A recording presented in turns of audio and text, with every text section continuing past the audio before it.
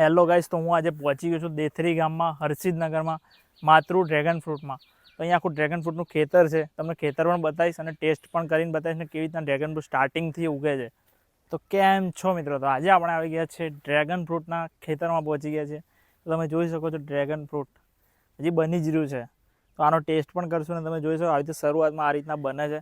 નાનું એવું હોય તો પણ તમને બતાવું. આ રીતના જો આમાંથી જ બને છે. અહીંયા થોડું ઝૂમ કરજે. આ રીતના નાને શરૂઆતથી જ થાય છે ડ્રેગન ફ્રૂટ, પછી મોટું બને છે. તમને ડ્રેગન ફ્રૂટ બી બતાવી દઉં. આ રીતના મસ્ત એવું ડ્રેગન ફ્રૂટ તૈયાર થઈ ગયું છે. હાલ જ તોડ્યું છે આપણે છોડમાંથી. તો આ રીતના મસ્ત એવું ડ્રેગન ફ્રૂટ પણ તૈયાર થઈ ગયું છે.